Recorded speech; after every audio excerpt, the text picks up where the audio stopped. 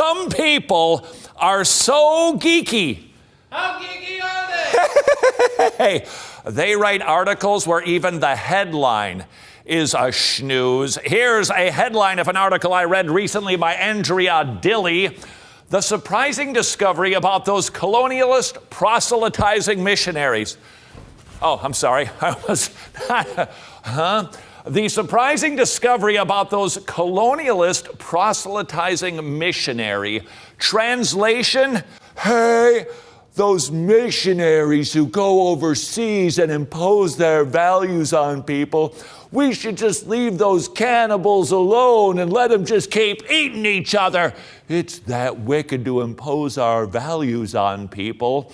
Andrea Dilley decided to do a little research prompted by a sociologist who must be the biggest geek on the planet, and I'm exceedingly grateful for him. Let me introduce you to a sociologist from the article by Andrea Dilley.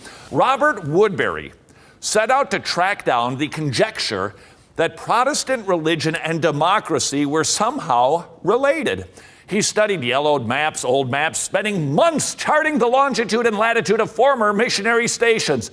He traveled to Thailand and India to consult with local scholars, dug through archives in London, Edinburgh, and that place in India, and talked with church historians all over Europe, North America, Asia, and Africa.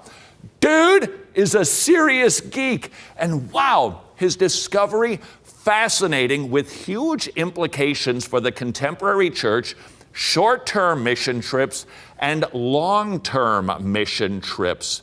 Let's continue with our sociologist. What did he discover?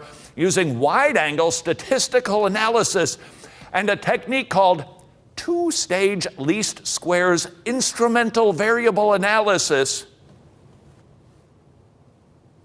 This guy wrecked the curve on math tests. He concluded that Protestant missionaries didn't set out to change history, but they did. The point of all of that, this sociologist spent a lot of time, a lot of years, a lot of thinking to figure out, did missionaries, when we used to send missionaries for long-term missions trips, they would stay there. Did they have an impact on culture, whether intended or not? And what he concluded was a definitive absolutely. Back to our geeky article. Areas where Protestant missionaries had a significant presence in the past are on average more economically developed today, with comparatively better health, lower infant mortality, lower corruption, greater literacy, higher educational attainment, especially for women, and more robust membership in non-governmental associations. Wow. He concluded that all from Protestant missionaries? And the answer is yes, but Robert Woodbury went even further to try to figure out what kind of missionaries are we talking about. You see, back in the old days, there were two types.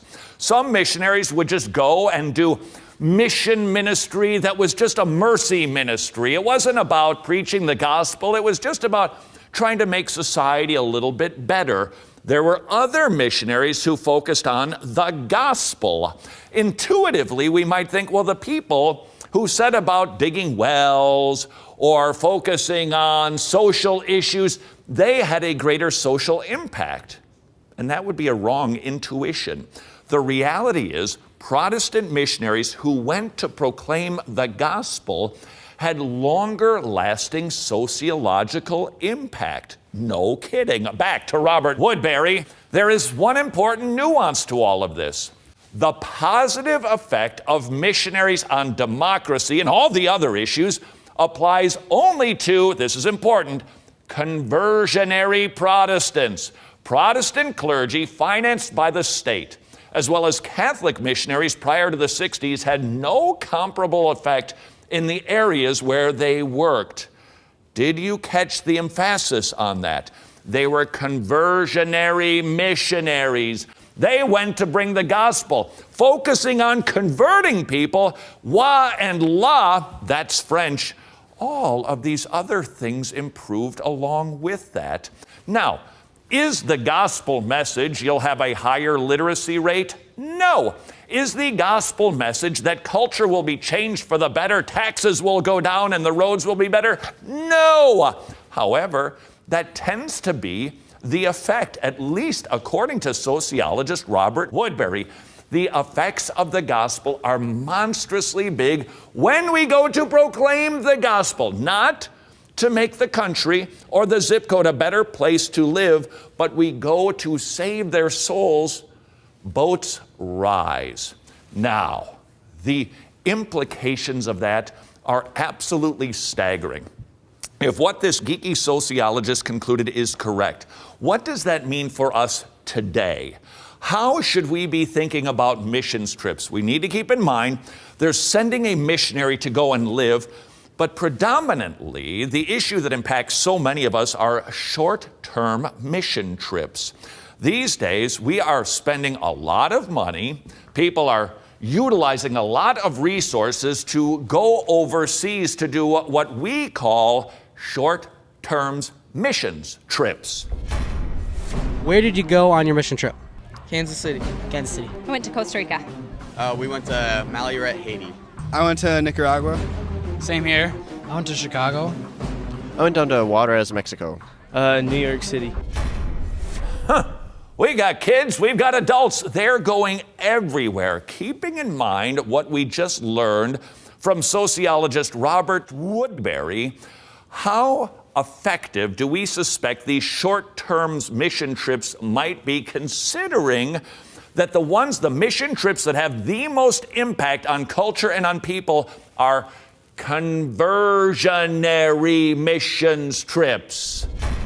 Mostly to help people that were poor and they couldn't keep up with their homes and stuff. Just to see how people live there and just help out. We were working in a homeless shelter at this place called Japusa. Purpose was to go into the community and just assist wherever assistance was needed. It was inner city. Work projects where you work on buildings and fix up houses and stuff, and then there's kids club, which is like daycare and stuff like that. Our mission was it was like a work camp to help do home improvements for people who A, did not have the ability, or B, did not have the funding. Please do not hear this as a slam on these nice kids who went to do a good thing. This is intended for us to consider being wise about how we're spending our money, our energy, our resources on reaching people. What you just heard is a description of what I would suggest should not be called a missions trip, but a mercy ministry. Whether we do it locally or overseas, internationally, where we help people, we dig a well, we build a home, that's not a missions trip. That is not being sent to bring the gospel. That is being sent to do a kind thing, to do a merciful thing. And that is a swell thing to be doing, but it is not a missions trip per se, where we focus on conversion. In Matthew 28:19, Jesus issued what we call the Great Commission. Are you familiar with that? Could you explain it? Go therefore and make disciples of all nations. How do you think we should go about doing that?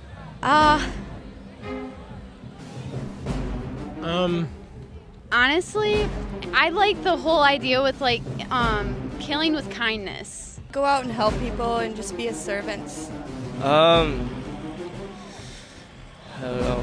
What was the question again? How would you say we are to do that, to fulfill what Jesus issued in the Great Commission? I don't know. Ooh, that's a hard one. I don't know. I think just going everywhere, no matter where you go, whether it's to a friend's house or to Haiti or somewhere else in your city, going there and just having an open heart and loving on them. I think that we need to be going to other countries and even in the mission field around us and telling people about Jesus, which people think is scary and you can't do it, but you really can. I think we need to meet people where they're at, rather than walking into a situation and saying, I'm here to save you. Just going out in a community and showing God's love through your gifts that He's given you, or just showing God's love to them, making them happy. And I feel like that's a lot of what it means to do that. Because if you show people and they're like, that person's really nice or whatever, I wonder why that is.